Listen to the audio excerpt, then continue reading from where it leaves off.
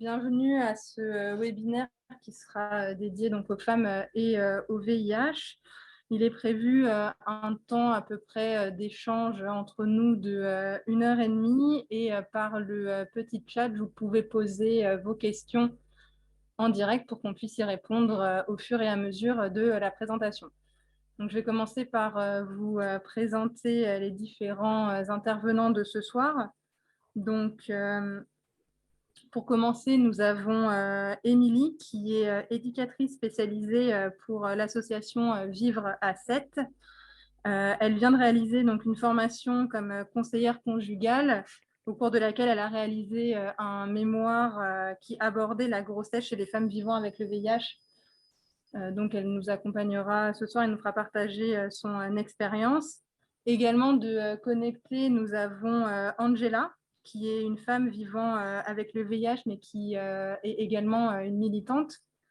Et donc, à côté de moi, dans la salle, nous avons le docteur Nadine Atoui, au centre, qui est médecin dans notre département des maladies infectieuses à l'hôpital de Montpellier et qui prend en charge des personnes vivant avec le VIH depuis maintenant 30 ans.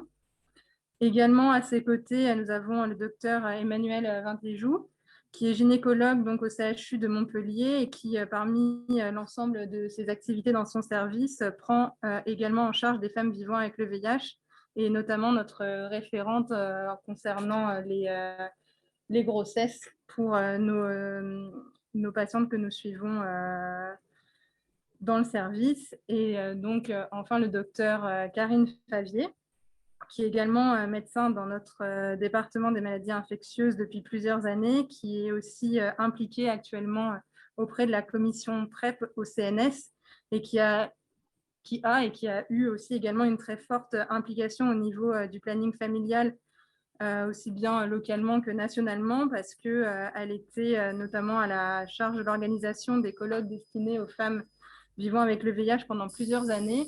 Et c'est d'ailleurs sur cette thématique qu'on va commencer avec Karine qui va nous faire un petit historique des dernières années et donc retracer un peu l'évolution des thématiques qui ont été abordées au cours de ces colloques entièrement dédiés aux femmes vivant avec le VIH.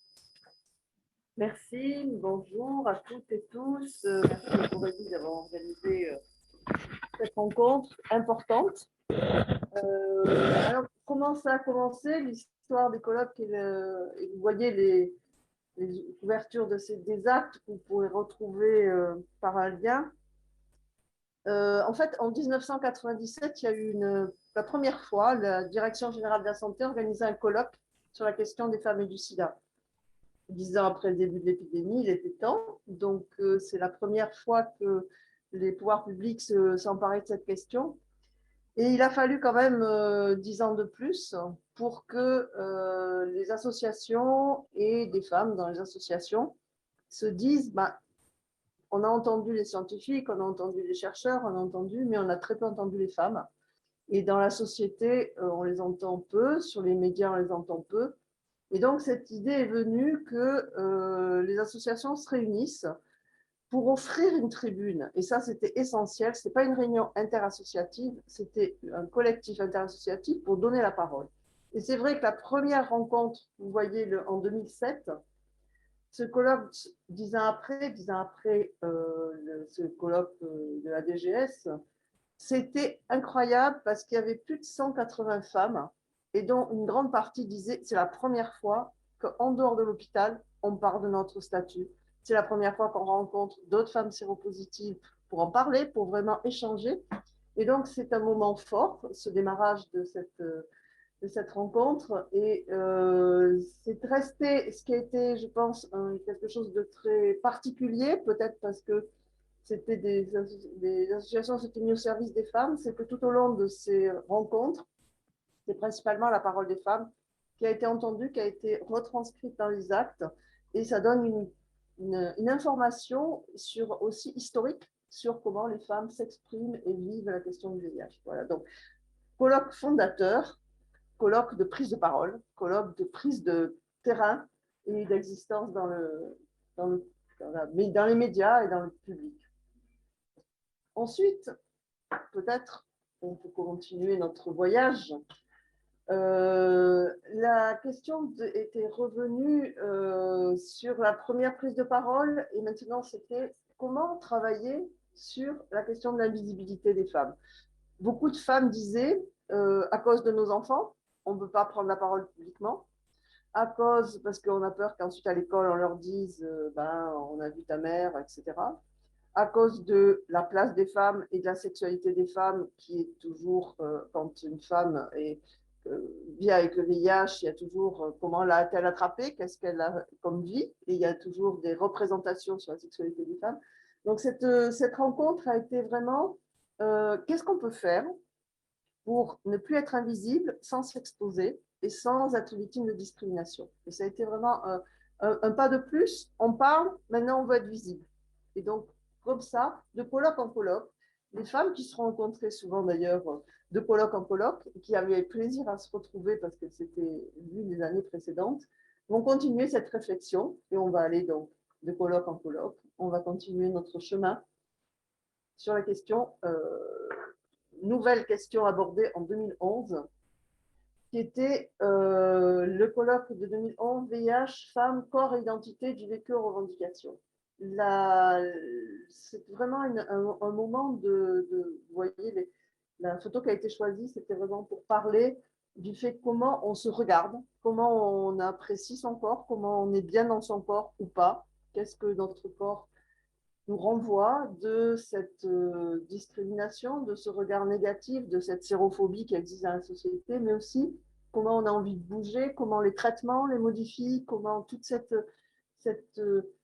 autour du corps, toutes ces questions à la fois du regard extérieur et de son propre regard, parce qu'on se rendait compte aussi que ce qui faisait difficulté souvent pour les femmes, c'était leur propre regard négatif sur leur corps et cet abandon de la sexualité pour beaucoup de femmes parce qu'elles ne se sentaient plus désirables, elles ne se sentaient plus plaire et elles avaient peur de montrer leur corps qui avait été changé par les traitements, etc.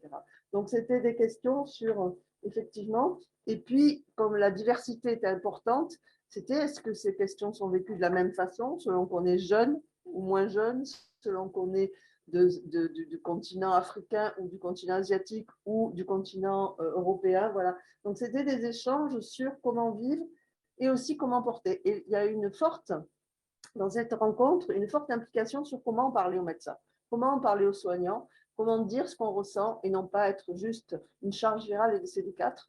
Et donc, c'était un moment, c'est pour ça que c'était du vécu aux revendications. On partage ce qu'on vit et on le porte vers l'extérieur, vers la société, mais aussi vers les soignants pour qu'ils nous regardent autrement.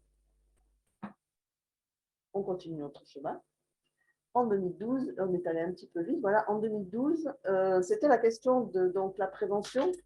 Il y avait eu donc, les annonces concernant le risque de transmission qui était supprimé dans le cadre du traitement, bien réussi, bien pris et avec une charge virale détectable.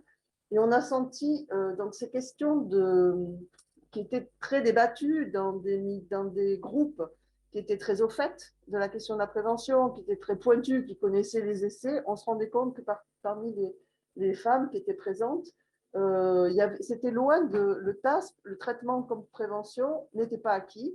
Il y avait toujours cette peur, ce sens de la responsabilité de contaminer, donc la difficulté à passer et à faire accepter aux partenaires aussi que non, je suis séropositive, mais je prends mon traitement, j'ai une charge virale et le risque de transmission n'existe plus. Donc, c'était vraiment un travail de remise à jour des connaissances, de diffusion des informations et en même temps de partage. Comment tu fais? Comment tu t'y prends? Comment tu réagis quand ton partenaire te dit bah, écoute, moi, c'est bon, je m'en vais. Voilà, et ces questions sont apparues aussi puisque c'était un moment où il y a eu des procès sur la pénalisation de la transmission et toute la discussion sur est-ce qu'on a toujours les moyens de pouvoir imposer une prévention? Non, mais est-ce qu'on n'est pas aussi responsable de sa prévention? Comment on partage la responsabilité? Comment on s'implique dans la prévention? Et donc, il y a eu des débats, y compris avec des associations et avec des femmes qui avaient mené des procès, qui avaient souhaité porter plainte Et ce débat sur, en tant qu'individu, on peut effectivement être amené à vouloir porter plainte contre quelqu'un qui nous a contaminé, mais collectivement, ce qui est important, c'est de partager la réflexion et de faire valoir, de donner les moyens de pouvoir se protéger, de pouvoir décider, de pouvoir… voilà. Donc, c'était des débats très riches, pas toujours… tout le monde n'était pas d'accord, donc c'était vivant. Et on a progressivement aussi introduit la question des hépatites, qui commençait donc à être plus… Disons que l'urgence du VIH étant mieux gérée, les traitements ayant donné quand même un certain confort dans le sens de la peur, la maîtrise de l'avenir, de se dire, bon, ben, les traitements sont là, les traitements sont efficaces. Il y avait toute la question des traitements d'hépatite C, il y avait les enjeux autour de ces traitements, et puis la question aussi d'hépatite B. Donc, on a introduit progressivement, à partir des questions, toujours, avant chaque colloque, les associations qui organisaient faisaient passer un questionnaire pour demander aux femmes quelles sont les thématiques que vous voulez aborder dans cette rencontre. Et donc, progressivement, on voit que les questions émergent, et puis la question des addictions aussi pour certaines femmes. Et puis, donc en 2016,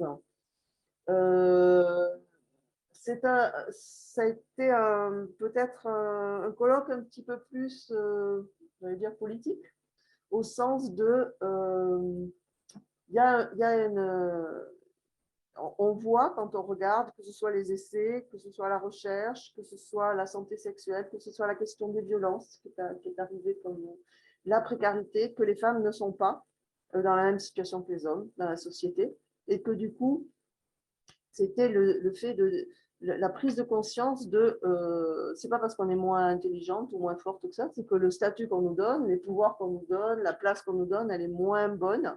Et donc, on a des choses supplémentaires sur lesquelles on doit se battre, c'est-à-dire se faire respecter, lutter contre les violences, lutter contre la précarité. On a vu dans les enquêtes qui ont été faites, comme l'enquête VESPA, qui a été une grande enquête qui a été faite auprès des personnes, que les femmes étaient plus souvent en situation de dépression, plus souvent en situation de précarité, qu'elles étaient souvent seules avec les enfants, qu'il y avait donc un certain nombre de facteurs qui aggravaient leur situation. Et puis la question du vieillissement, parce qu'on commençait à avoir du recul, et petit à petit, les femmes, on avait vraiment eu des discussions très intéressantes sur les deux épidémies. C'est-à-dire qu'il y avait toute cette épidémie des personnes qui avaient vécu toute la période difficile, où il y avait une mortalité importante, qui avaient vécu des traitements qui leur avaient apporté des effets indésirables, etc., et qui avaient une préoccupation sur la suite, les comorbidités, les diabètes, tout ce qui pouvait les attendre, et le vieillissement. Et puis d'autres qui étaient plus jeunes et qui étaient beaucoup plus sur la question de prévention, grossesse, avenir, qu'est-ce qu'on va faire de nos vies, comment on va pouvoir vivre avec, comment on va pouvoir travailler avec. Voilà. Et c'était intéressant parce qu'on a fait des séquences où on avait marqué les anciens et les nouveaux, les anciennes et les nouvelles, et il y avait une discussion comme ça entre des femmes qui vivaient cette situation de séropositivité dans un contexte complètement différent, avec des âges complètement différents, des expériences différentes, et comment ça pouvait se parler et se continuer à s'enrichir. Voilà. Et là, vous verrez que la dernière, c'est pas une couverture, vous le verrez, vous aurez le lien, c'est un film qu'a fait pour le 1er décembre, le planning familial a fait un film qui s'appelle Nous existons, en interrogeant une série de femmes qui sont dans des situations extrêmement différentes et qui ont tenu à dire l'invisibilité, ça suffit, maintenant on va parler fort, haut et publiquement pour dire nous existons et nous voulons être prises en compte et que notre vécu et nos questions soient vraiment au cœur des préoccupations des soignants, mais aussi des politiques publiques. Voilà. Donc, un long chemin qui a été marqué par une forte participation,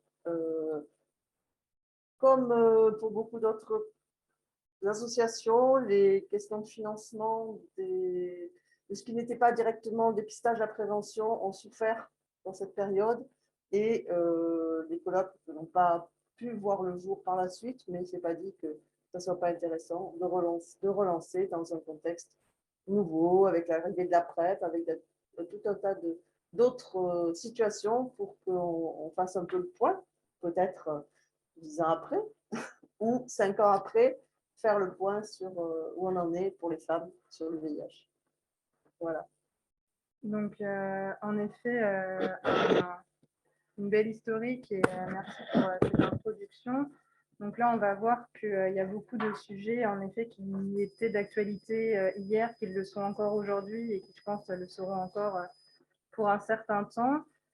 On va revenir sur certains d'entre eux qui nous avaient semblé importants et, pertinents pour lesquels faire le point. Donc, on a commencé sur les thématiques de santé sexuelle. Donc là, on a un peu abordé dans l'introduction. Il y a des questions qui se posaient, en effet, il y a une dizaine d'années qui continuent de se poser. Il y a des choses qui ont changé, il y a des choses qui évoluent. Aujourd'hui, plus concrètement, on en est où avec ces questions justement de transmission, de TASP? Qu'est-ce qui a changé? Qu'est-ce qui a évolué? Ou justement, qu'est-ce qui n'a pas changé? Qu'est-ce qui se fait encore attendre au niveau de ces questions-là? Comme Alors, merci. Bon, ce qui a changé, bon, Karine a fait un bon résumé de tout ce qu'on a vécu dans toutes ces années-là. Ce qui change actuellement et ce qui concerne autant les femmes que les hommes, c'est que quand on est traité efficacement, déjà quand on est dépisté, quand on est suivi, quand on a un traitement efficace, on ne transmet plus. Or, ce qu'on remarque, c'est que si cette notion a été très vite captée chez les hommes qui ont des relations avec les hommes, quoi, ça n'est pas du tout aussi évident, je trouve, dans la population des femmes. Elles sont indétectables, elles ne transmettent pas, et pourtant, il reste toujours ce frein à en parler librement avec le partenaire ou à se dire oui, c'est bon, je peux avoir une vie sexuelle normale, je ne risque plus de transmettre à mon partenaire. Ça, je trouve que chez les femmes, et ça revient souvent dans les ateliers qu'on fait autour des problématiques des femmes, ça n'est pas rentré dans leur quotidien, sans doute parce que, comme tu disais, comme ça avait été évoqué dans les colloques, c'est le regard qu'on porte sur soi qui est très différent. Hein. On connaît un homme ou une femme, c'est le passé qu'il y a eu, parce que nous qui avons connu l'épidémie quasiment, pas depuis le début, mais quand même depuis les années 90, on a vu des périodes où les femmes étaient quand même très, très culpabilisées d'avoir des enfants malgré le VIH, éventuellement de transmettre. On a entendu des choses horribles. Elles ont entendu des choses horribles. Et puis bon, maintenant, bon, les choses ont changé. Heureusement, on peut évoquer la procréation, le désir d'enfant et tout de façon tout à fait normale, disons. Mais ça reste quand même ancré dans beaucoup de femmes, cette fait là, que… justement, je vois, on a Françoise qui nous dit qu'elle est séropos depuis 90, qu'elle est indétectable et qu'elle a plus de 500 T4. Et justement, je trouve ça illustre bien ton propos parce qu'elle parle vraiment de cette peur de transmettre. Et comme tu dis, de cette notion encore, on a l'impression que c'est pas acquis. Voilà. On ne se l'autorise pas. Françoise, oui, ce que vous dites, moi je l'entends très souvent hein, avec les patientes. Et en fait, je ne sais pas comment il faut le dire parce que c'est pour nous, médecins, pour tous ceux qui font on sait que quand on est indétectable depuis plus de 6 mois avec un traitement stable, qu'on n'a pas d'infection sexuellement transmissible associée, on ne transmet pas le VIH par voie sexuelle. Ça, c'est clair pour nous tous. On aimerait souvent que ce soit aussi clair pour nos patientes que pour nous. Et malgré ça, et je pense que du coup, ça renvoie à des choses plus profondes quand nos patients nous disent oui, je sais, mais quand même, comme vous dites, j'ai un compagnon qui ne comprend pas ou à qui je ne peux pas le dire. Je pense que d'autres choses se jouent. C'est au niveau estime de soi, regard qu'on a sur soi. Et puis parfois, je leur dis, mais mince, bon, vous ne risquez rien, vous ne risquez pas de lui transmettre. Donc, bon, si vous le dites, c'est très bien. Mais si vous ne le dites pas, vous ne le mettez pas en danger. Et c'est ces choses-là qui sont… je pense qu'il faut beaucoup aider les femmes sur ce regard qu'elles ont sur elles-mêmes. Elles sont trop, je trouve, enfin, elles sont souvent dures avec elles-mêmes. Mais ça, je pense que ce n'est pas uniquement dans le VIH, hein, c'est dans beaucoup de domaines, parce qu'on a toujours demandé beaucoup plus à des femmes. Hein, Et donc là, au-delà de la peur de transmettre, ça avance un peu sur notre deuxième item. Il y a aussi le fait de la peur d'en parler à ses partenaires. Quand, on va dire, la première étape est entre guillemets acquise, de dire j'ai pris conscience que parce que j'étais indétectable, je ne pouvais pas transmettre.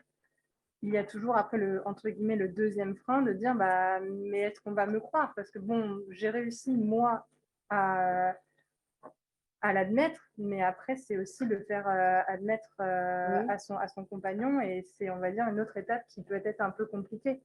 Je ne sais pas si Angela veut intervenir sur cette question justement de en parler, pourquoi c'est encore compliqué aujourd'hui. Et alors, ça peut être un manque de confiance, mais en tous les cas, ce qui est sûr, c'est que comme le préservatif, ça se négocie et ça se discute avec le partenaire.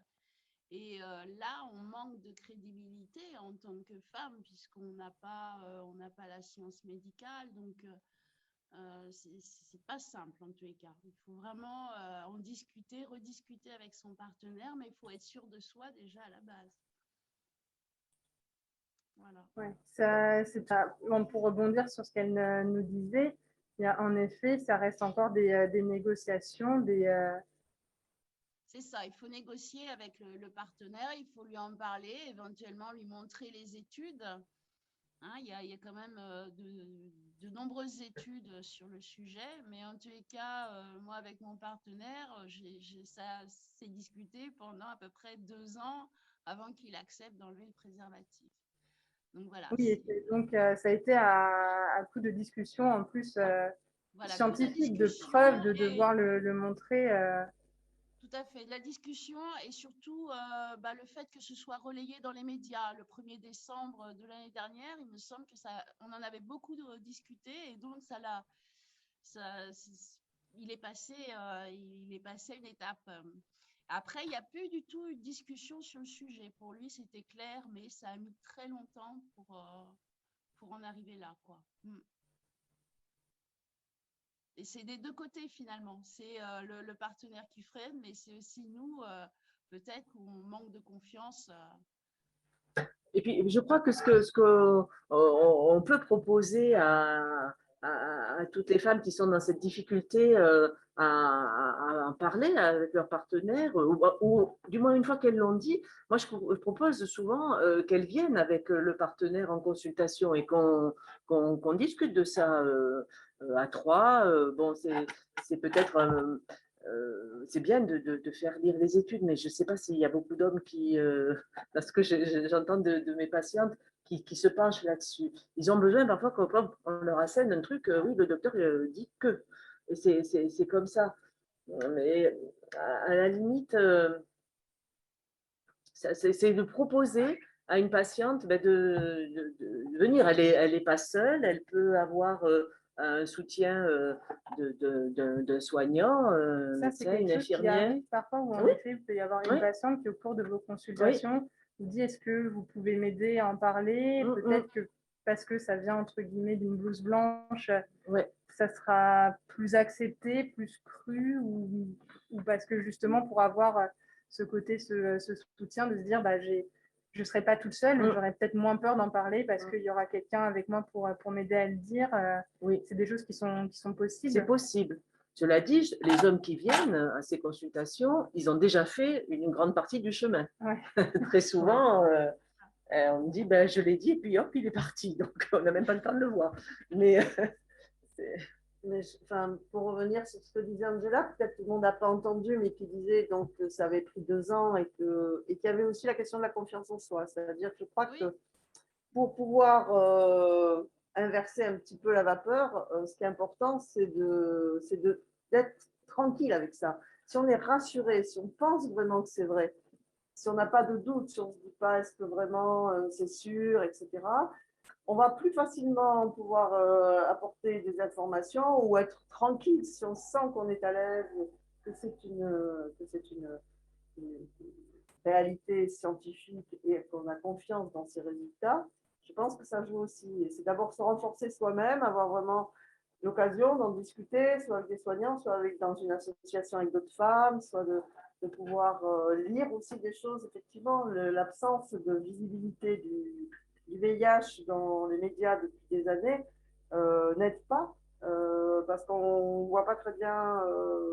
il manque de représentation de gens qui sont séropositifs et qui vont bien, qui vivent, qui expérimentent, qui ont des activités, etc. Et donc, je pense que la question d'abord se renforcer soi-même pour pouvoir être dans une interaction plus positive, plus facile avec les partenaires.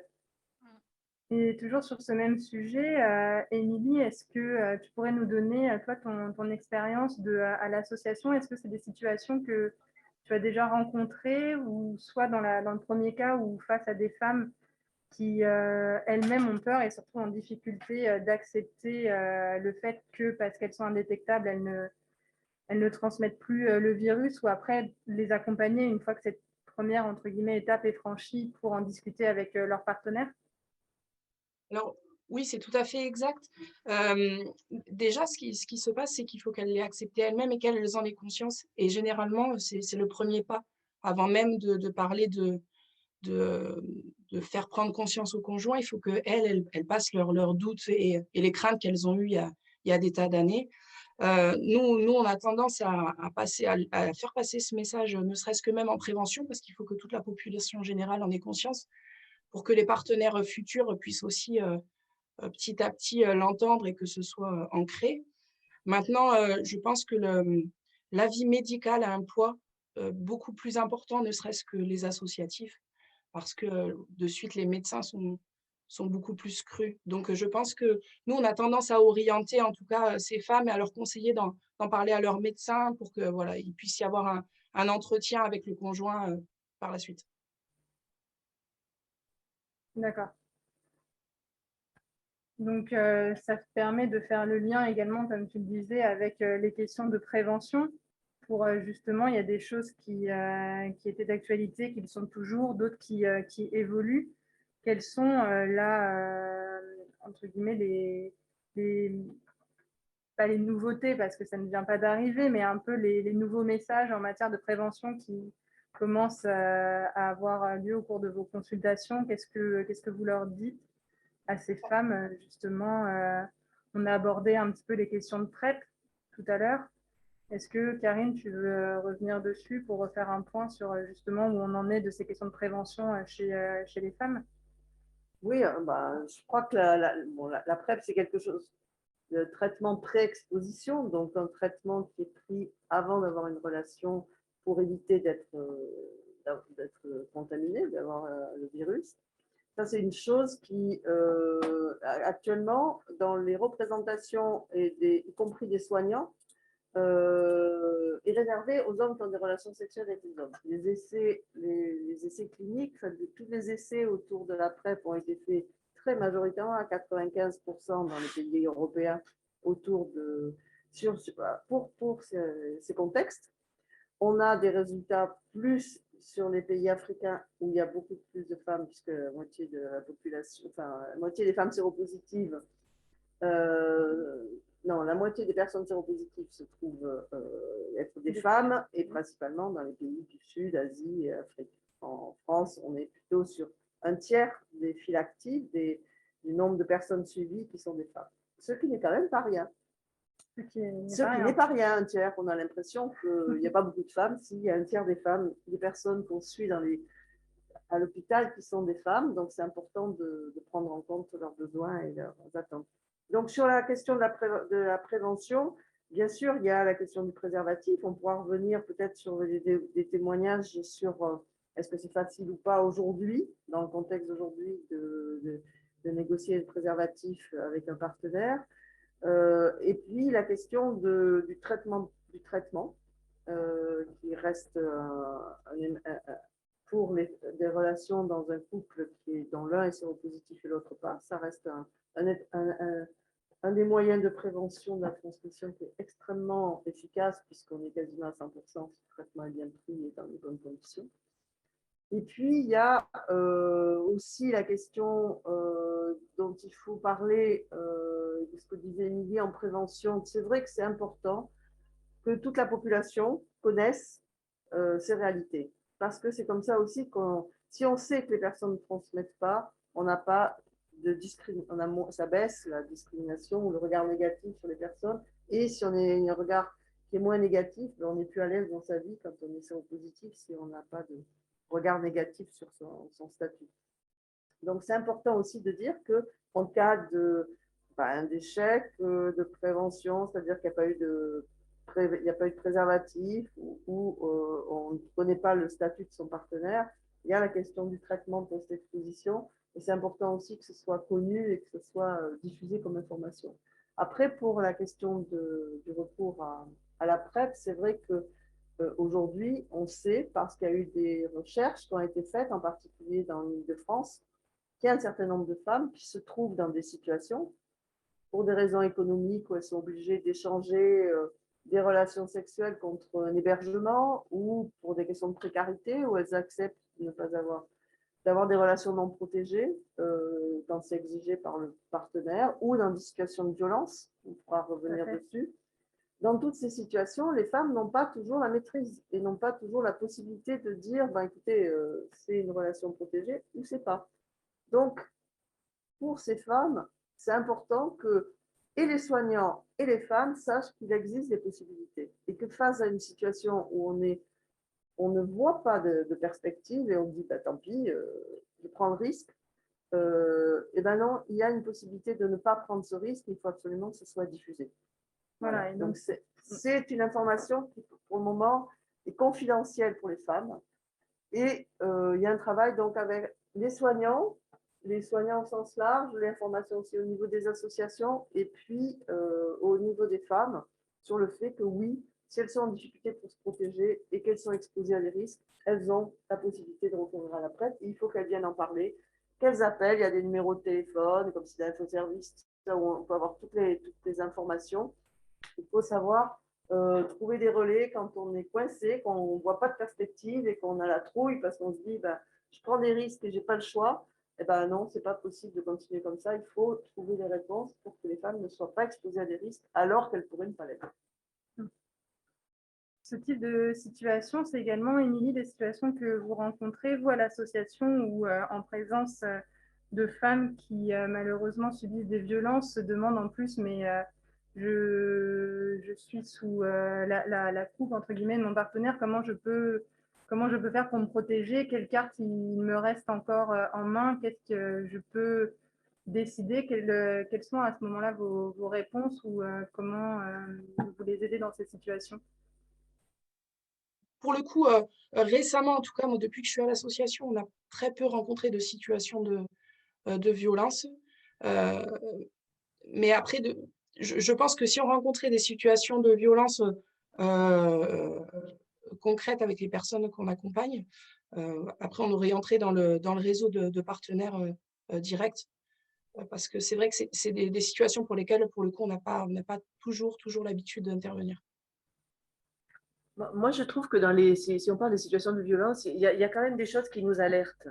Une femme, elle va rarement nous dire comme ça, mon partenaire me tape ou je suis soumise à... Le premier indicateur, je trouve, c'est de louper des rendez-vous à l'hôpital. Une femme qui ne vient pas une fois, deux fois, on se dit, bon, qu'est-ce qui se passe? Des traitements qui sont arrêtés. Moi, j'ai en tête comme ça 2 ou 3 femmes pour qui le suivi était très discontinu, disons. Et en fait, derrière, ben, il y avait ce problème conjugal de je ne l'ai pas dit à mon partenaire parce qu'il va me taper dessus, je ne peux pas le dire parce qu'il y a la famille autour, et c'est des choses, moi, qui m'alertent. Quand je vois une femme qui loupe un rendez-vous ou deux, ou qui se met à moins bien prendre son traitement, j'imagine qu'il y a quelque chose derrière, et c'est à ce moment-là que je peux demander comment ça se passe. Et c'est à ce moment-là que souvent quelque chose est dit. Parce que les femmes, elles ont beaucoup, beaucoup de mal, hein, on le voit dans la société civile, beaucoup de mal à dénoncer ça. Et nos patientes, c'est pareil. Euh, Elles subissent des années, parfois elles ont on voit qu'il y a des marques, on les incite à porter plainte, on peut faire des certificats, mais aller jusqu'au bout de la démarche, c'est très, très, très, très difficile. Hein. L'idée, Émilie, c'était de dire que dans ces situations aussi, les femmes ont du mal à négocier la prévention. Ah ben ouais. Donc, c'est comment aussi on peut essayer de les accompagner à trouver la prévention qui pourrait leur correspondre dans la mesure où elles n'ont pas la marge de manœuvre ou la possibilité de pouvoir. De toujours tout négocier. Ouais. Et donc, pour aborder là, notre dernière thématique en santé sexuelle, qui était la contraception, qui nous permettra d'ailleurs de faire le lien plus ou moins avec notre thématique suivante. Actuellement, on en est où? Je crois que le message à faire passer en termes de contraception, c'est que la femme doit être bien avec son moyen de contraception et qu'il ne faut pas qu'on lui impose un moyen particulier. Je pense qu'on peut être rassurant sur pas mal de moyens, notamment sur certains qu'on n'utilisait pas à l'époque parce qu'on disait que le stérilet, par exemple, pouvait entraîner une augmentation des infections génitales ou des choses comme ça. Je crois qu'aujourd'hui, vraiment, il faut écouter la patiente. On sait que tout ce qui est pilule œstroprogestative ou pilule peut avoir une interaction avec certains antirétroviraux. Il faut qu'on sache que le stérilet peut se poser chez les femmes qui vivent avec le VIH sans problème particulier et sans crainte de développer d'autres pathologies derrière. Et c'est vrai qu'on a pas mal tendance ces derniers temps à utiliser des contraceptions, des moyens stérilés, donc des dispositifs intra-utérins avec diffusion d'hormones en fait, qui en plus diminuent le flux menstruel et qui sont très bien tolérés par les patients. Donc je crois que c'est pas la peine que j'énumère tous les moyens de contraception, mais je crois qu'il faut être très simple et je crois qu'il faut écouter les patientes et qu'une contraception est bien prise et fait son boulot quand elle convient à la patiente qui demande en fonction de son âge de vie, parce qu'on évolue dans nos choix de contraception tout au long de la vie, et une jeune fille ou une jeune parturiente n'a pas forcément les mêmes besoins et les mêmes attentes par rapport à une contraception.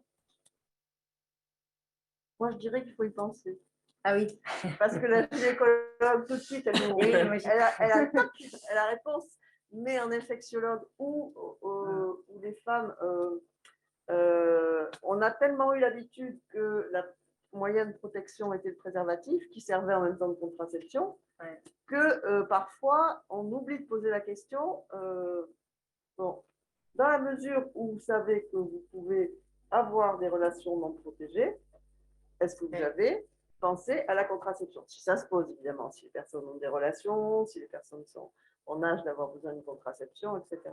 Mais c'est vrai que on a un peu c'est pas quelque chose qui vient naturellement, la contraception, dans un service de maladies infectieuses.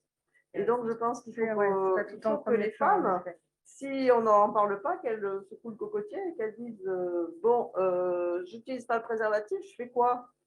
Voilà. Je crois que vous me conseillez. Qu'est-ce que vous me conseillez? Et si on ne sait pas, ben on envoie voir Emmanuel, mais à part ça, ou un médecin qui veut bien prendre en charge une contraception.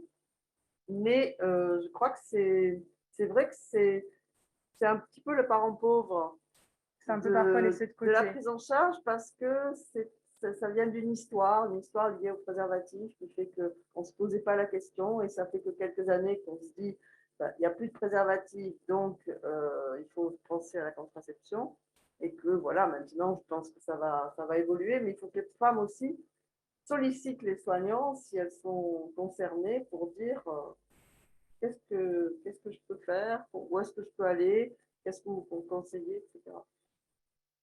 C'est légitime. Ça fait partie du répertoire des femmes séropositives maintenant, la contraception, alors que ce n'était pas vrai il y a 10 ans.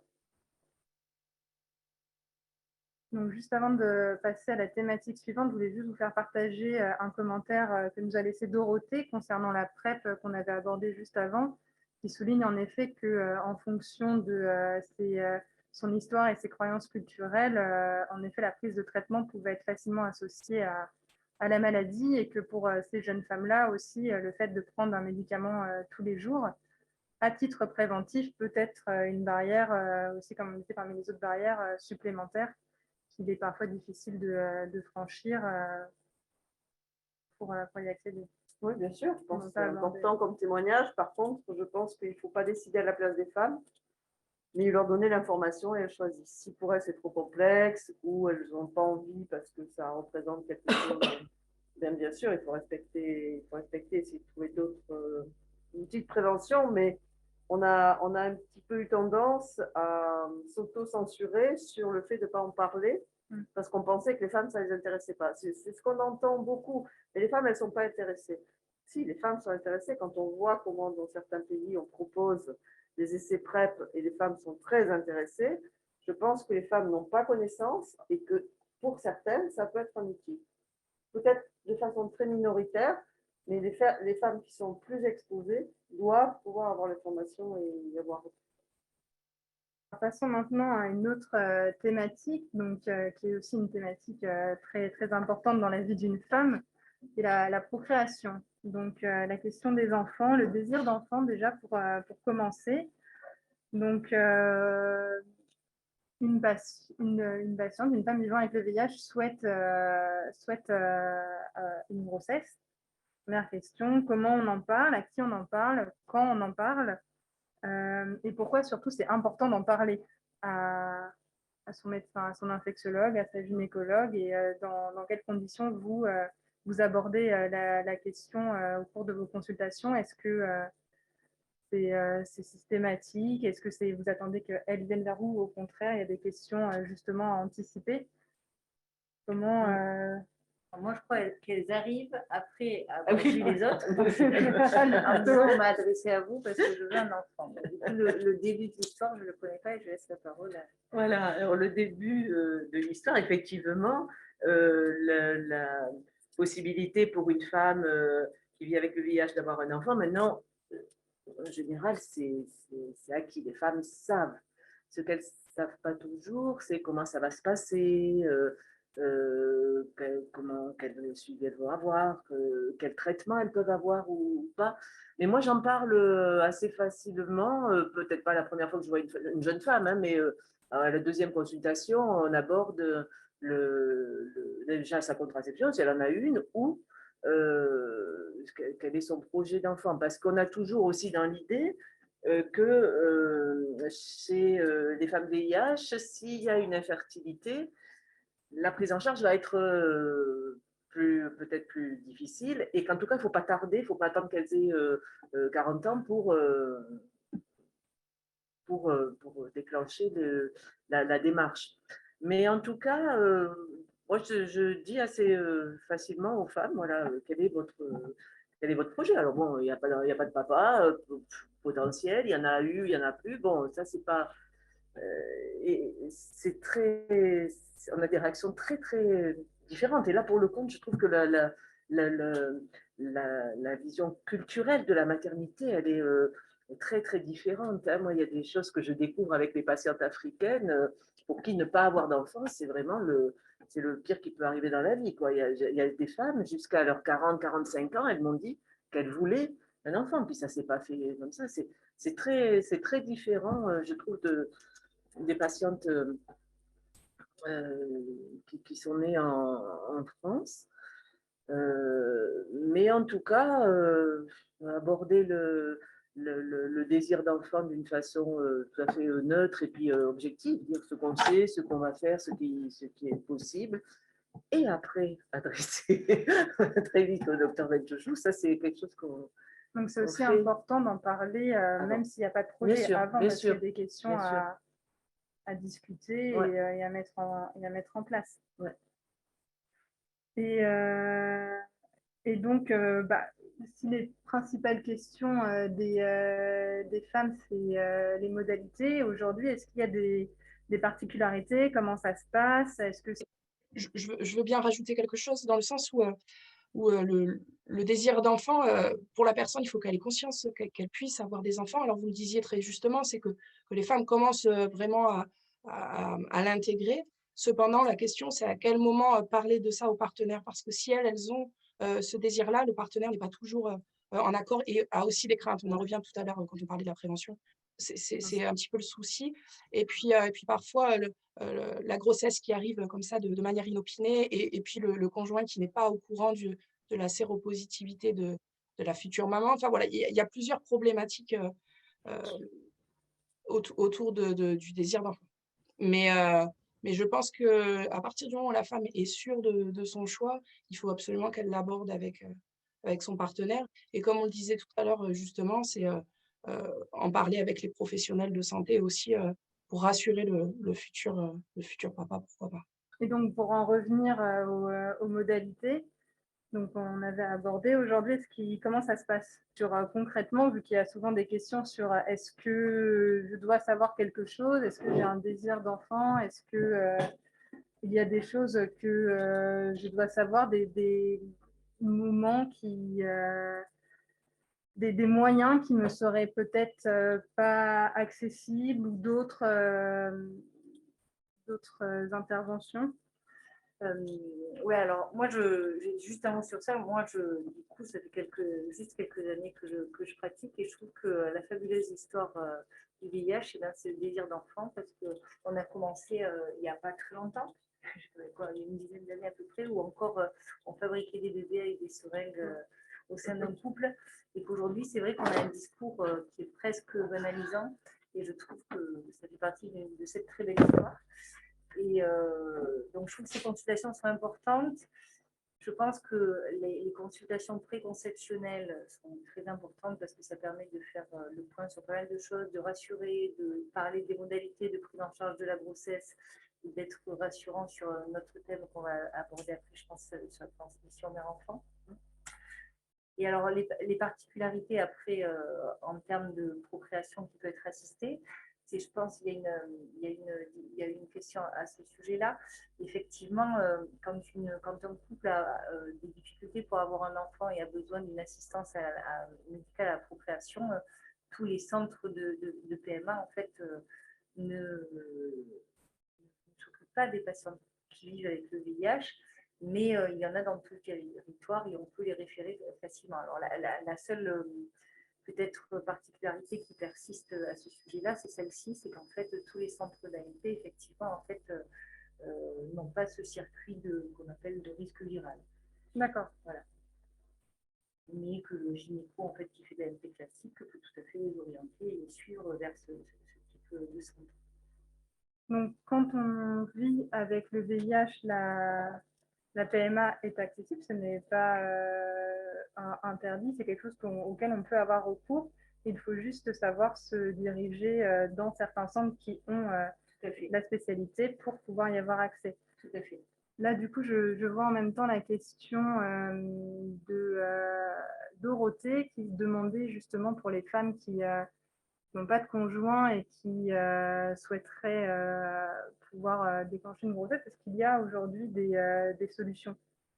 Comme pour toutes les femmes qui n'ont pas de conjoint, qu'elles vivent avec le VIH ou qu'elles ne vivent pas avec le VIH, je pense qu'il faut savoir effectivement poser ces questions comme on le pose à toutes nos patientes en tant que gynécologue. Et il y a les mêmes possibilités. Donc, sans conjoint, c'est très débattu en ce moment, donc je pense qu'il ne faut pas en discuter. C'est compliqué de discuter là parce que les lois de bioéthique sont en pleine rédaction. Par contre, c'est accessible, on peut s'orienter vers l'étranger notamment pour avoir accès à des dons, notamment des dons de sperme si besoin, et tout le monde y a accès. Et souligner aussi la question de l'accessibilité, c'est vrai que ouais. probablement qu'un des objectifs aussi, c'est de transmettre l'information pour que largement auprès des médecins, des gynécologues, etc., pour qu'il y ait une meilleure couverture territoriale par rapport à l'accès à l'information et au suivi. C'est vrai que toutes les femmes ne souhaitent pas venir sur Montpellier voir Emmanuel, ce qui est bien dommage, mais je pense que ce serait beaucoup pour Emmanuel. Mais en tout cas, c'est important aussi qu'on puisse transmettre cette information et se donner les moyens pour que tous les gynécologues ou tous les médecins qui veulent accompagner les femmes autour de ces questions d'information sur le désir de grossesse, sur comment ça va se passer. Est-ce que je vais avoir un accouchement normal? Est-ce que je vais avoir toutes ces questions-là que les femmes se posent? C'est important que l'information circule et qu'on puisse trouver près de chez soi. Alors, je crois qu'il y a aussi la question des sages-femmes. Et je pense qu'aujourd'hui, par rapport à la question de l'égalité territoriale, il n'y a pas de gynécologue à tous les coins de rue, ça c'est sûr. Il n'y a pas de médecins qui veulent faire de la gynéco à tous les coins de rue, même des généralistes qui sont motivés mais qui n'ont pas envie. Par contre, des sages-femmes, il y a une couverture territoriale qui est très bonne. Et je pense que c'est vraiment, il faut penser à aller discuter avec une sage-femme qui ont aussi cette compétence à la fois de conseil, d'orientation et de suivi, de pouvoir au moins accompagner les femmes, même si sur un accouchement, peut-être au moment de l'accouchement, dans les accouchements compliqués, ça peut être nécessaire d'avoir un avis médical, mais je pense qu'il faut vraiment, pour répondre à la question de la territorialité, vraiment appeler au secours les sages-femmes qui sont quand même assez nombreuses sur le territoire et maintenant bien motivées sur ces questions. Qui en sont bien conscientes et puis qui passent régulièrement à l'ICOM et qui sont aussi compétentes sur les sujets de contraception notamment. Je pense que c'est Donc aujourd'hui, très bon recours. quand on est une femme et qu'on vit avec le VIH, on peut tout à fait faire le suivi de sa grossesse aussi auprès de sages-femmes. Il n'y a pas de compétences particulières ou de spécificité à aller chercher. Je dirais plus sur le suivi gynécologique. Après, c'est vrai que souvent, les grossesses, on les suit un peu en alternance, en fait, et qu'il y a au moins certaines consultations qui se font dans un centre spécialisé et dans un lieu d'accouchement. D'accord. Mais concernant le suivi gynécologique, oui, en fait, je suis tout à fait d'accord avec elle. Oui, il y avait Agathe qui disait qu'en effet, il était compliqué aujourd'hui d'obtenir des rendez-vous chez le gynécologue et que potentiellement multiplier aussi toujours les consultations où on raconte son histoire à chaque fois un praticien différent, ça pouvait ne pas aider à être mis en confiance et à aborder toutes ces questions très, très importantes qui peuvent être également très intimes sur Non, mais c'est vrai que sur l'accompagnement, sur des questions et sur le suivi gynéco, je pense que vraiment la question des sages-femmes sont la bonne réponse aujourd'hui par rapport aux difficultés d'accès à un gynécologue ou une gynécologue. Et donc, parmi les autres questions qu'on s'était posées aujourd'hui, donc quand on est, mis à part là, les quelques consultations de suivi qui sont nécessaires dans un centre et les lieux d'accouchement, une grossesse, quand on vit avec le VIH, ça se passe comment? C'est compliqué? C'est comment je crois qu'il faut déjà dire à ce qui se passe, c'est que on a aussi beaucoup accumulé de connaissances sur la non-transmission du VIH chez une femme qui est suivie. Quand une femme est suivie à une charge virale indétectable avant la conception et qu'elle reste indétectable tout au long de sa grossesse, elle ne transmet pas le VIH au bébé. Donc ça, c'est aussi des notions qui sont pas très récentes, mais quand même qui sont certaines maintenant hein, dans l'enquête périnatale française qui recense tous les couples mère-enfant en France qui naissent. On n'a pas, chez ces femmes suivies et indétectables jusqu'à l'accouchement, d'enfants contaminés. Les quelques cas d'enfants qui ont été infectés par le VIH, ces dernières années, ce sont des enfants qui sont nés de femmes qui ont été diagnostiquées très tardivement, donc qui ont eu une durée de traitement très courte, qui n'étaient pas indétectables au moment de l'accouchement. Donc c'est vraiment très petit nombre d'enfants. Pour la majorité de nos patientes qui sont régulièrement suivies et qui sont indétectables, qui sont suivies pendant la grossesse et avec un suivi quand même qui se rapproche pendant la grossesse, hein, les derniers trimestres, on les voit tous les mois. Mais on n'a pas d'enfants contaminés. Donc ça, c'est quand même quelque chose qui est très rassurant pour toutes les femmes qui ont un désir d'enfant, mais qui se demandent, qui ont toujours bien sûr, la question, est-ce que je vais transmettre le VIH au bébé? Ça, Émilie, par rapport à ton travail là, que tu avais réalisé justement auprès des femmes attendant un enfant, est-ce que cette notion aussi de la peur de transmettre à son enfant ou de comment va se dérouler la grossesse, c'est des choses que tu avais retrouvées et comment tu l'avais abordé? Oui, c'est toujours quelque chose qui est présent, la peur de transmettre au bébé et aussi la manière, si jamais il y a une transmission, de pouvoir lui dire une espèce de culpabilité qui peut parfois bloquer les femmes dans leur désir de grossesse.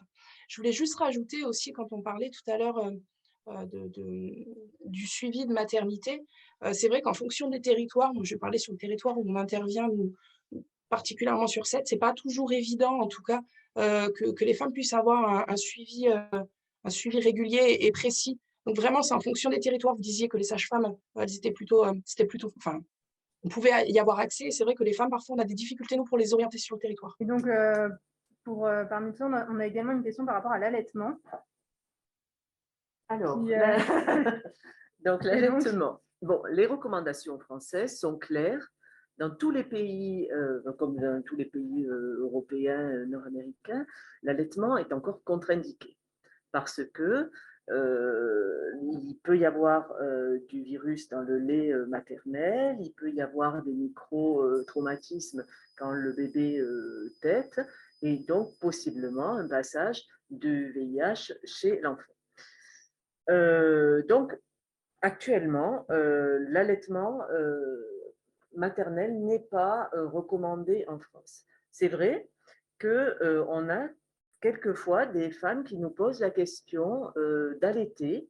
Alors, c'est souvent des femmes qui sont d'origine africaine parce qu'elles vivent parfois avec de la famille, une sœur, une belle-sœur, hein, qui ne sont pas au courant du VIH et que si elles n'allaitent pas leur enfant, ben, ça va être le marqueur d'une infection.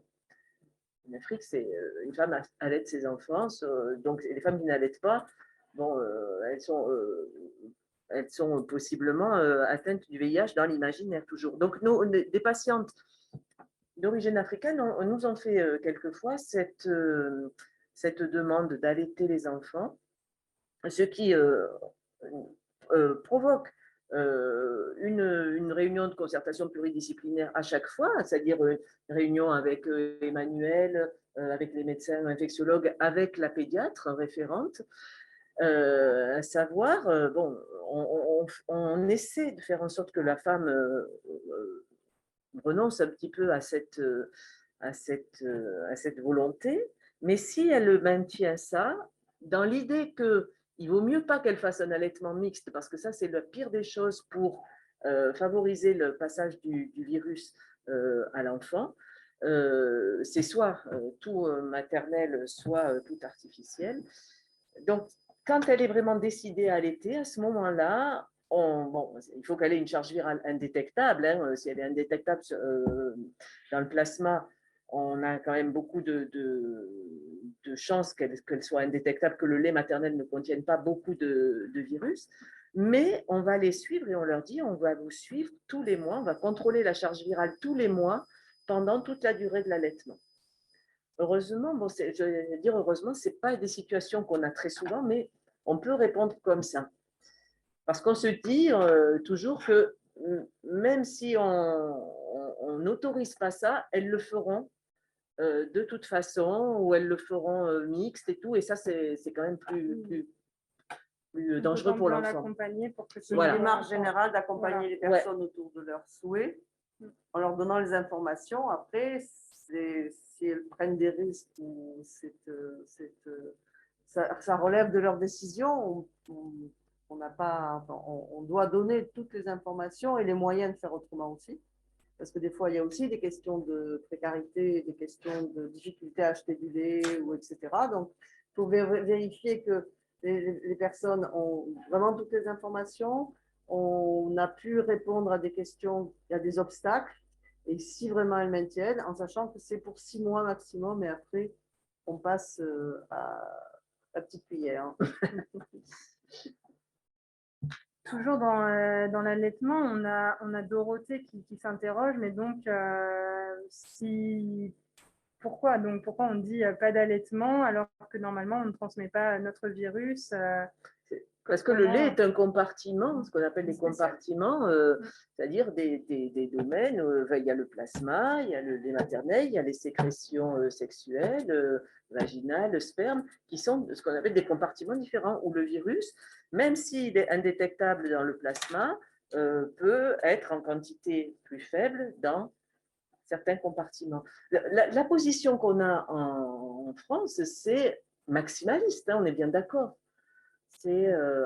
On a fait tout ce qu'on pouvait pour que la femme ne transmette pas le virus au bébé. La dernière partie du travail, c'est qu'elle ne transmette pas si jamais elle allait. Voilà.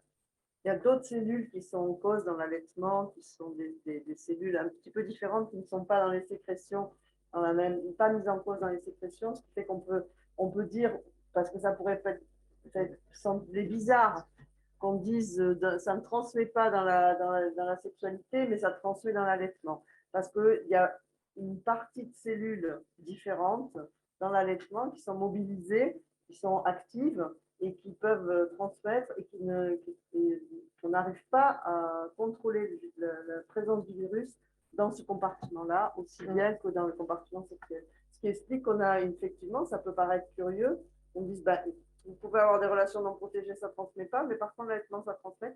Ce n'est pas tout à fait le même milieu, ce n'est pas tout à fait les mêmes cellules qui sont mises en cause. Et on n'arrive pas à éliminer complètement le virus du lait, contrairement au sperme ou aux sécrétions vaginales. Et donc, pour répondre même avec plus de précision à Louise, qui demande, et donc, est-ce que c'est possible de tirer son lait ou c'est bien l'allaitement qui pose problème? C'est l'allaitement qui pose problème. L'allaitement maternel, le lait maternel. Mais ça, c'est l'état des lieux actuellement. Peut-être que dans 10 ans, on dira autre chose. Ça, c'est des données qui changent beaucoup. Il y a 20 ans, une femme avec le VIH qui était enceinte, mais elle ne parlait jamais de ça. Hein. Les choses évoluent. Tant mieux. Et donc, dans la grossesse, il y a oui, la participation, mais après, il y a le moment où l'enfant est là, et donc toute cette partie justement de la parentalité, avec les questions ensuite que ça implique, avec on s'était posé comment on en parle à son enfant, comment on peut, déjà, on avait abordé dans la première partie les difficultés d'aborder le diagnostic avec son partenaire, mais après, comment on l'aborde avec son enfant. Comment on l'aborde avec son enfant si son enfant est lui-même porteur et comment on peut gérer éventuellement certaines culpabilités qu'il peut y avoir derrière cette transmission et est-ce que c'est des situations que vous avez déjà vous rencontrées? Est-ce que peut-être pour commencer, on pourrait avoir le point de vue d'Angela sur cette question de parentalité? J'interviendrai plus sur la grossesse qui a vraiment une prise en charge qui a évolué, alors qu'il y a 20 ans en arrière, on nous proposait l'avortement, on nous proposait de placer sous X, et on voit qu'il y a une vraie évolution. Après, au niveau des enfants, moi, j'en ai pas. J'ai eu une petite fille il y a 20 ans qui est née séropositive, qui s'est négativée à 18 mois et qui est partie d'une erreur médicale. Donc, je n'ai pas eu le temps de lui en parler. Et c'est vrai que c'est un vrai sujet, une vraie problématique, puisque à un moment donné, l'enfant grandissant se rend compte et qu'il faut éviter peut-être éviter qu'il s'en rende compte tout seul en voyant les boîtes de médicaments dans un frigo ou le stockage de médicaments. Donc, c'est quand même très, très délicat. C'est une question qui est abordée au cours des consultations, justement, ce moment avec l'enfant. Oui, les femmes en parlent souvent, en parlent longtemps, mais en fait, elles expriment souvent cette culpabilité d'avoir eu des enfants, mais heureusement, souvent ça s'est bien passé, les enfants n'est pas contaminé. C'est après comment moi je dis que j'ai une maladie chronique. Moi, ce que je conseille, c'est de ne pas aller au-delà, au-devant des questions de l'enfant. L'enfant, il a largement le temps d'en poser des questions et de répondre. Je leur dis, il faut répondre au moment où il en pose des questions. Et puis, il y a des choses, effectivement, que les enfants n'ont pas besoin de savoir sur le passé des parents. Et donc, il faut aussi que les parents puissent dire, ben non, ça ne te concerne pas, ça c'est mon histoire. Bon. Mais c'est un long chemin et c'est souvent des discussions très, très longues avec les mamans parce que pendant des années, ça se pose. Moi, j'ai des patientes pendant des années, elles m'ont dit, mais comment je vais le dire? Et en fait, elles ne l'ont pas dit et les enfants l'ont découvert tout seuls. Et c'est parce qu'ils ont vu des médicaments. Et voilà, donc avec le fait aussi souvent que ces femmes se sont retrouvées seules après pour élever des enfants. Hein, soit parce que le conjoint n'était plus là, enfin, il était décédé, ou elles avaient changé de partenaire. C'est difficile, je pense qu'il y a beaucoup de choses qui sont portées uniquement par les femmes dans ces histoires-là. Hein. Ah, c'est double peine, hein, puisque la femme, Oui, oui, je suis d'accord, Angela.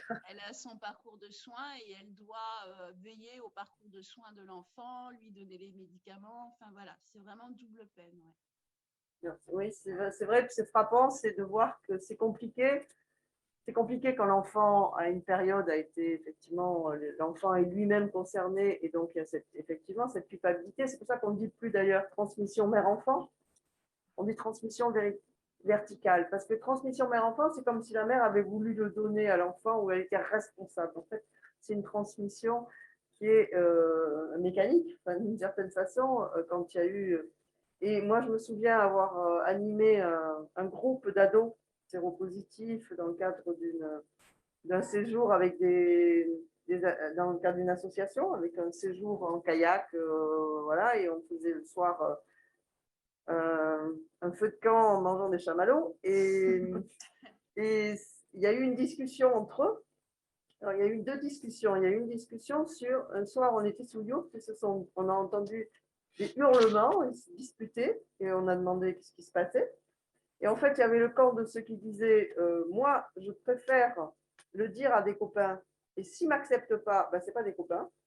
Et l'autre qui disait moi, je ne veux pas le dire parce que si je perds les copains, je préfère me taire et qu'on m'accepte sans connaître mon statut. Donc, ça, il y a déjà cette question pour les enfants. Et puis après, c'était si ma mère m'a transmis le virus, c'est parce qu'elle n'a pas pris bien son traitement. Puisque normalement, donc, et donc il y a toute une discussion avec ces enfants qui aujourd'hui sont grands maintenant, mais une discussion sur le fait que non, la mère à ce moment-là, on ne savait pas que le traitement, et c'est un constat de suivi, c'est-à-dire qu'on s'est aperçu effectivement que le fait d'être sous traitement et de contrôler sa charge virale faisait qu'on ne transmettait plus. Donc, c'est une donnée d'observation et d'expérience qui est venue avec le temps, qui a d'ailleurs servi après aux autres traitements de prévention, qui était un modèle pour le traitement post-exposition et puis qui a servi aussi pour la PrEP, d'une certaine façon. C'est ce modèle de... Mais c'est vrai que même quand l'enfant n'est pas concerné, va bien, n'a pas de traitement, etc., il y a ce regard, et je l'ai vu passer dans certaines réactions, le fait que oui, aujourd'hui, on a des progrès immenses, mais on a un regard toujours négatif sur les personnes séropositives. Et je pense que ça pèse. C'est-à-dire que le fait que si dans la société, il y avait une bonne acceptation, on ne disait pas, oui, voilà, celui-là, il a le diabète, l'autre, il a ci, et l'autre, il est séropositif du VIH, il a un traitement, etc. Si c'était quelque chose qui était simple à vivre, ça serait beaucoup moins difficile pour les parents de dire à leur enfant qui est négatif, qui va bien, et tout ça, ben oui, tu vois, j'ai un traitement, et ça arrive. Il y a des parents qui disent que... Mais c'est vraiment la difficulté, elle vient du regard que les parents portent sur eux-mêmes. Et les enfants sont beaucoup moins critiques par rapport à leurs parents. C'est vraiment la question de sa propre autocensure, de son propre regard négatif sur soi-même. Et je crois que c'est là qu'on a tous et toutes un rôle à jouer, c'est d'améliorer cette acceptation sociale qui fait que ça ne sera plus un problème de dire à ses enfants oui, ben voilà, il y en a qui ont telle maladie, et ben moi j'ai cette maladie, et voilà. Et donc, je crois que là, il y a un travail immense qui reste à faire parce que dans les enquêtes en particulier, si l'Infoservice fait régulièrement des enquêtes tous les ans sur sur la question de la discrimination liée au statut sérologique et on voit que ça ne progresse pas beaucoup et que donc on a du travail toutes et tous.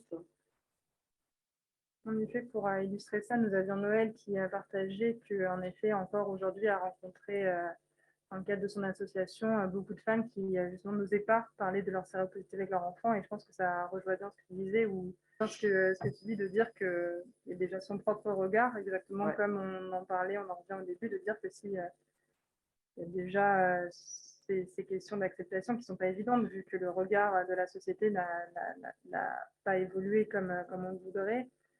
Pas assez. Pas assez, on n'y est pas encore. Et donc, juste avant de passer à la thématique suivante, nous avions juste une dernière question qui était sur d'ailleurs la présence des ARV dans le lait. Oui, il y a certains antirétroviraux se passent dans le lait maternel.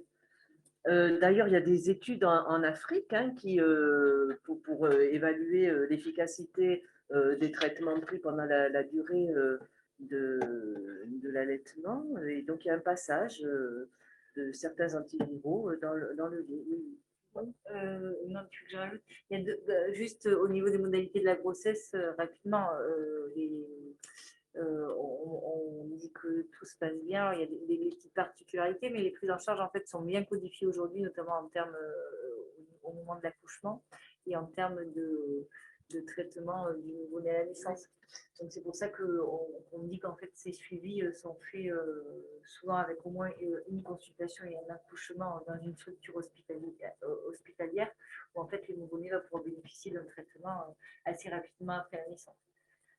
Donc sur ça, c'est des grossesses qui se suivent en multidisciplinarité, qui font l'objet de staff régulier. Et en gros, donc l'accouchement se fait pour une femme qui est indétectable jusqu'à la fin de sa grossesse. Elle peut accoucher par voie basse s'il n'y a pas de contre-indication obstétricale. L'enfant va recevoir un traitement, en général la névirapine, si le virus est sensible à la névirapine pendant 2 semaines. Sinon, ça peut être de l'AZT pendant 4 semaines. Et voilà, donc on est effectivement un groupe d'infectiologues, pédiatres et gynécos à s'occuper de la femme, surtout dans le dernier trimestre où il y a beaucoup de contact. Donc des grossesses bien encadrées, mais qui donc restent possibles avec donc des enfants qui naissent séronégatifs et donc des mamans qui peuvent mener à bien leur projet en étant accompagnées tout du long. Ou dans une structure hospitalière. Donc, on va passer maintenant à la dernière thématique de la soirée qui concernait plus le vécu et donc le suivi des femmes vivant avec le VIH.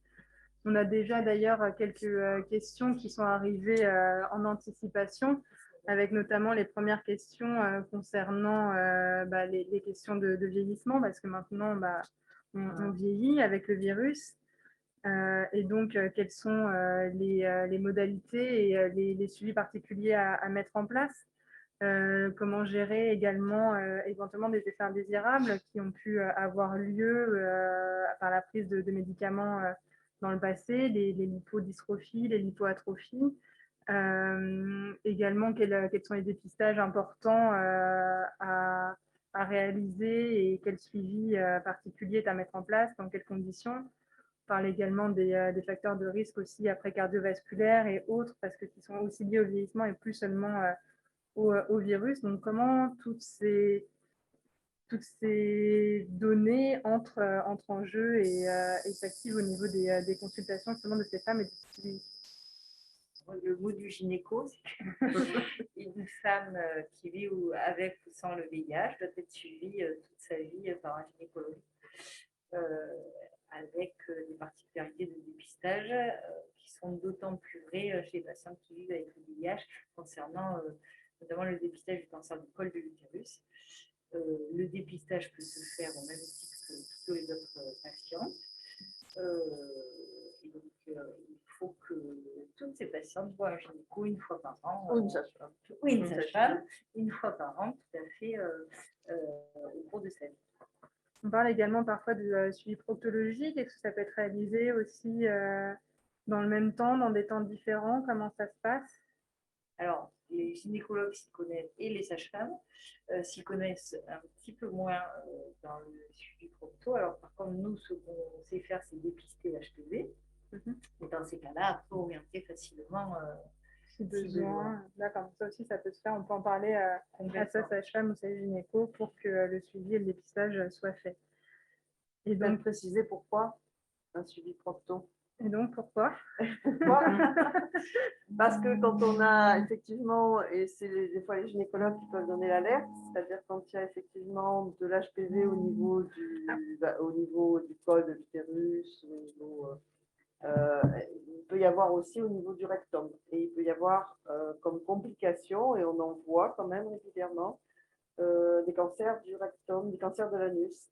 Et donc, c'est important de ne pas passer à côté. Donc, peut-être, effectivement, quand les sages-femmes ou les gynécologues ou les médecins généralistes font un frottis ou une surveillance, si peut-être avoir un petit œil un peu aguerri pour vérifier qu'il n'y a pas des petites vésicules ou des petites lésions au niveau de l'anus. Et s'il y a un doute ou si l'HPV est présent et s'il y a peut-être des anomalies au niveau du col, pensez à envoyer voir un spécialiste du dépistage au niveau de l'anus qui s'appelle les proctologues. Voilà. Et je pense que c'est quelque chose qui est nouveau quand même parce qu'on n'a pas forcément ce réflexe.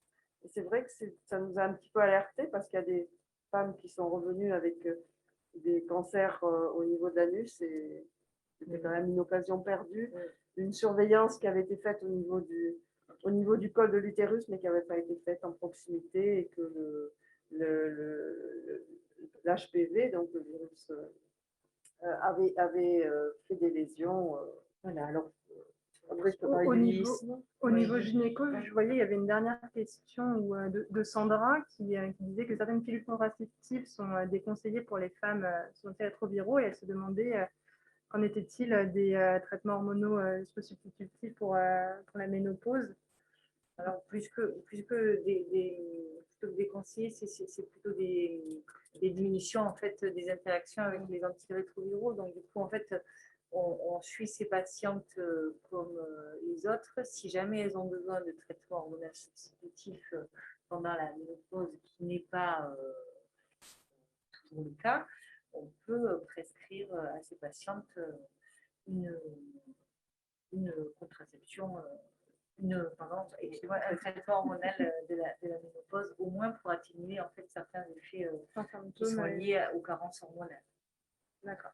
Et en fait, oui, les interactions avec les traitements qui contiennent des inhibiteurs d'intégrase, comme le dolutegravir ou le raltegravir, on n'a pas d'interaction, ou avec les travirines ou la ribipilirine, on n'a pas d'interaction avec les œstroprogestatifs. Donc là, que ce soit au niveau contraceptif ou au niveau traitement hormonal de la ménopause, on est tranquille.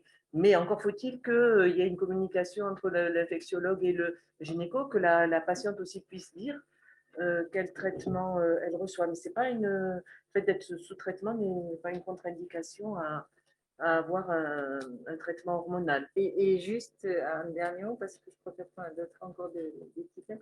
La prévention, par contre, de l'ostéoporose qui est très présente en fait chez les patients qui vivent avec le VIH et les traitements doit se faire par contre de façon impérative presque à la ménopause et avant dans certaines conditions. Parce qu'on a les mêmes facteurs de risque que dans la population générale, plus souvent un tabagisme qui est plus marqué, un indice de masse corporelle qui est plus faible, donc autant des antécédents de toxicomanie qui sont aussi des facteurs de risque d'ostéoporose.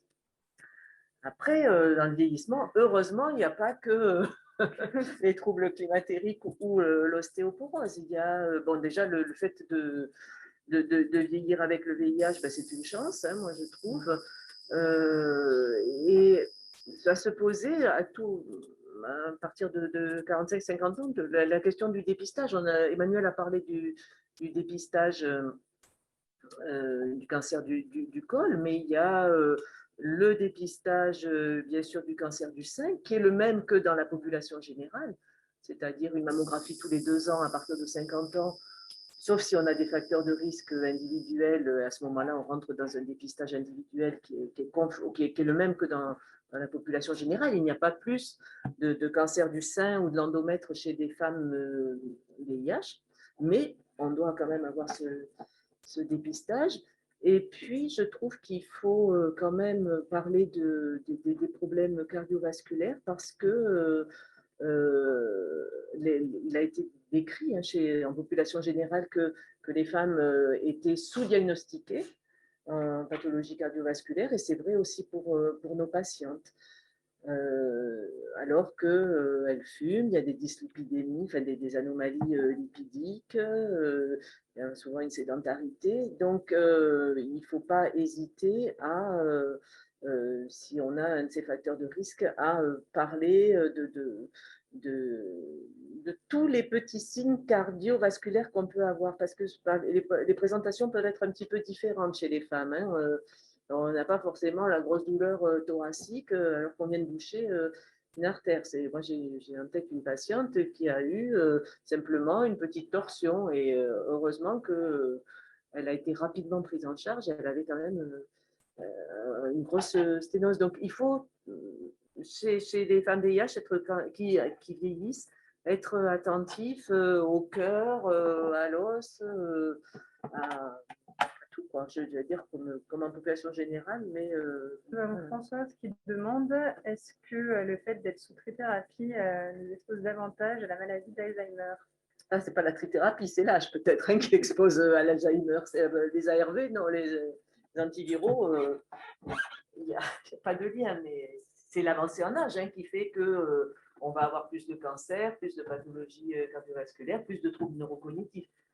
Sans parler d'Alzheimer, il est important aussi, quand on vieillit, de parler à son médecin des troubles cognitifs pour lesquels on va vous dire « Oh, mais c'est normal, tu perds la mémoire, c'est normal. » Hein. Il y a des choses qu'il faut repérer quand même qui ne sont pas tout à fait normales et qui méritent d'avoir une investigation un petit peu plus poussée avec un neurologue.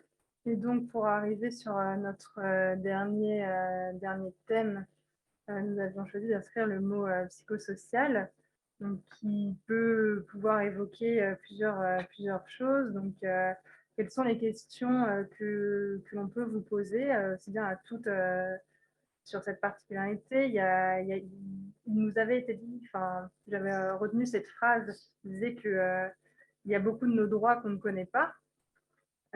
Comment est-ce abordé également en consultation, et notamment plus particulièrement pour la question des femmes, où on a quand même des données qui nous montrent que généralement les femmes sont plus précaires, ont plus de difficultés, sont plus exposées à des risques comme la dépression, le fait parfois de vivre seule également avec un enfant peut entraîner plus de difficultés. On n'a pas d'assistante sociale parmi nous ce soir pour répondre techniquement à cette thématique, mais on sait également que parfois les démarches... Je ne pense pas toujours à poser des questions en consultation. Même si on fait attention à essayer d'avoir une approche globale, à essayer de voir quelles sont les problématiques que la personne rencontre pour être tranquille avec son traitement et pour voir ce qui perturbe sa vie aujourd'hui. On peut, comme tout à l'heure, Nadine soulignait qu'il y avait des petits signes sur les questions des violences. Je crois qu'il faut, quand des personnes sont en difficulté autour de leur traitement, quand on sent une tristesse, des choses comme ça, essayer que les personnes ne restent pas seules, essayer d'avoir un réseau. Alors ça peut être des soignants, mais ça peut être aussi des associations, ça peut être des groupes de parole collectifs qui peuvent être dans certaines associations. Ça peut être essayer de voir quelles sont les activités collectives pour rompre l'isolement. Je crois qu'il y a peut-être une sensibilité à avoir. Ce n'est pas tout de simplement faire l'ordonnance et prescrire le traitement, mais c'est de se dire, est-ce qu'il y a aujourd'hui des facteurs qui peuvent s'opposer à la prise de traitement tranquille ou au bien-être de la personne? Parce qu'on a vu la question du vécu, de vieillissement, de l'isolement, de la solitude, de la dépression. Tout ça, c'est des choses qui existent et toutes les femmes ne vivent pas cette situation, mais il y en a un certain nombre. et c'est essayer de voir qu'est-ce qui peut être mis en place, qu'est-ce qui peut être proposé, et que c'est une dimension dans laquelle peut-être on pêche par omission, et je pense que ça serait bien de voir avec les personnes qui sont aussi militantes dans les associations comment elles voient les choses, mais peut-être avec nous qui sommes des anciennes, avec Nadine, avec l'avancée des traitements, les succès thérapeutiques, peut-être qu'on se focalise davantage sur ces questions-là et qu'on peut laisser en route un peu la qualité de vie à long terme qui tient aussi, comme c'est peut être souligné dans vos remarques, au fait que quand on n'a pas d'argent, qu'on est en difficulté, qu'on est seul, eh ben, c'est un peu la qualité de vie, elle peut être altérée. Et c'est comment on trouve ensemble des réponses pour essayer d'améliorer. C'est vrai que les femmes sont plus souvent dans ces situations de précarité, d'isolement,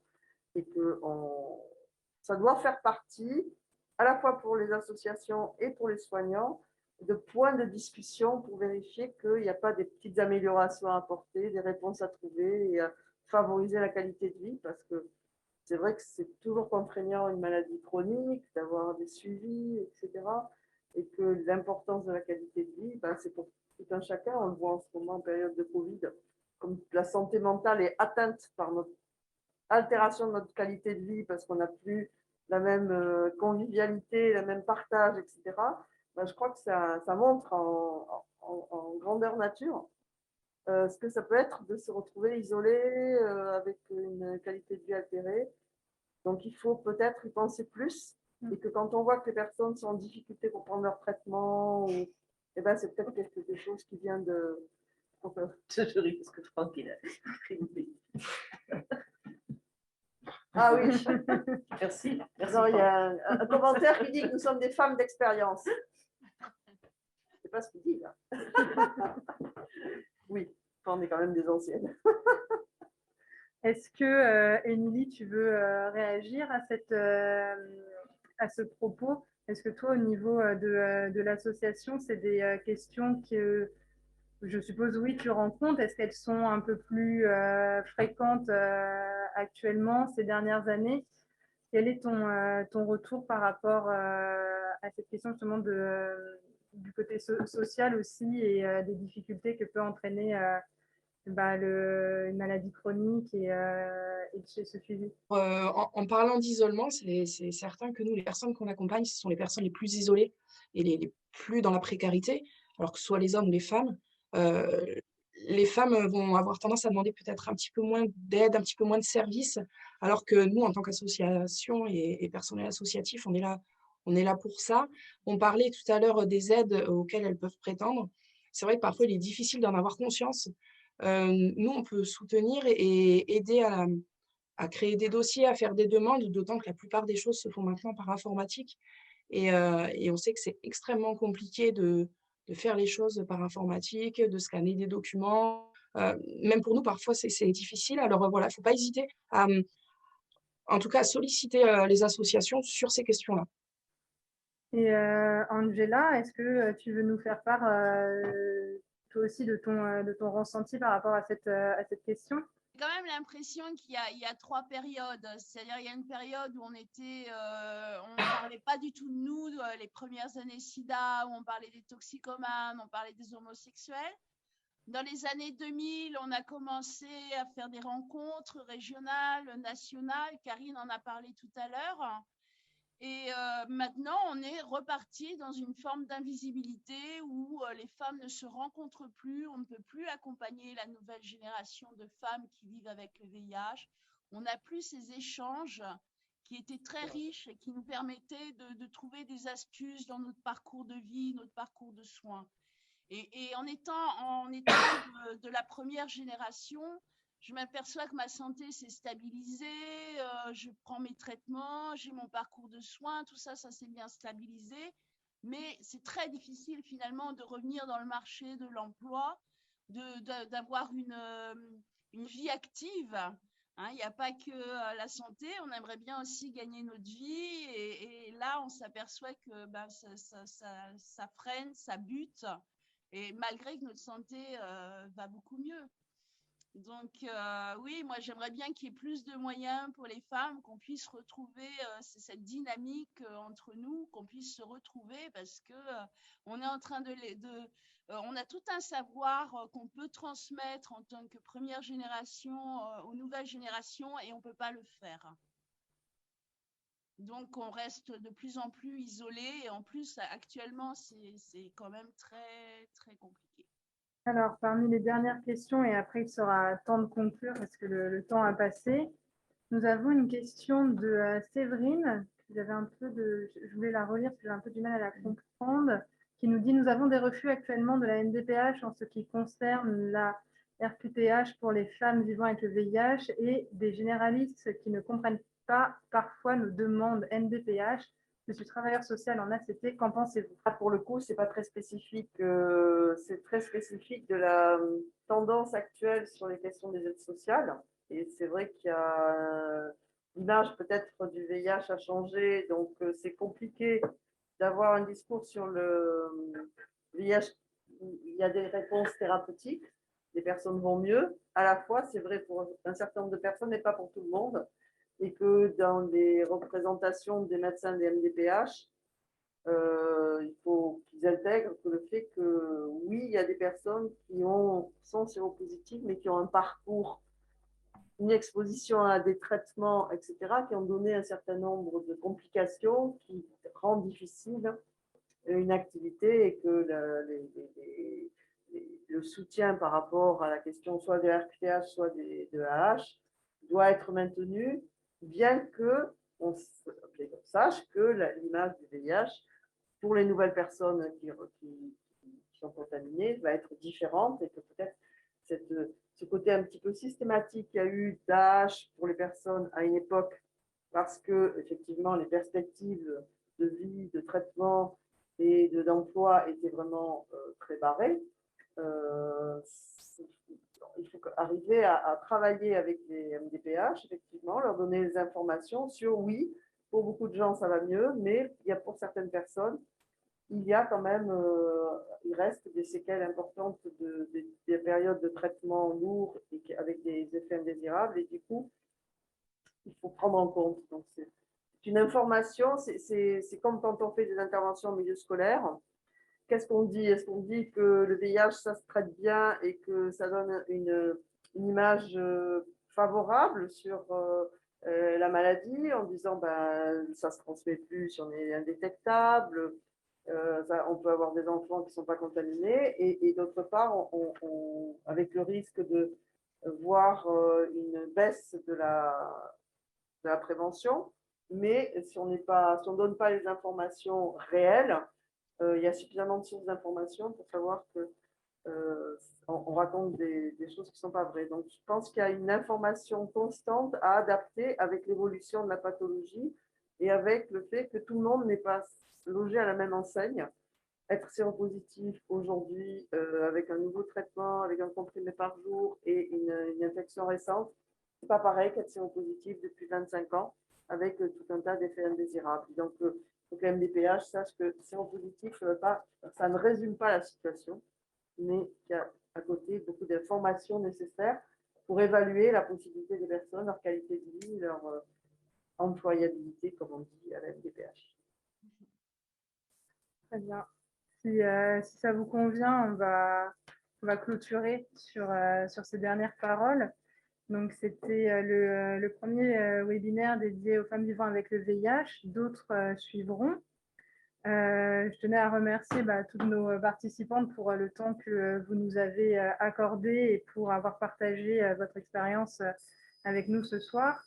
Je voulais également remercier nos deux animatrices territoriales, Laureline Morquin et Isabelle Lepin, pour leur soutien technique et l'organisation de ce webinaire. Et donc, pour terminer, comme Karine nous en avait parlé en introduction, nous vous proposons, pour conclure, donc une vidéo qui avait été réalisée par le Planning Familial et qui reprend plusieurs témoignages de femmes vivant avec le VIH, pour laquelle là vous trouverez affiché à l'écran le lien pour pouvoir la visionner. pouvez demander au Corébi de vous le transmettre. Si Et vous qui l'avez sera pas. également transmis. Je crois que vous aurez aussi le lien qui sera disponible et copié dans le chat de la conversation. Ok. Merci. Merci à toute l'équipe. À bientôt. À bientôt. À bientôt. Au revoir. À bientôt. Au revoir.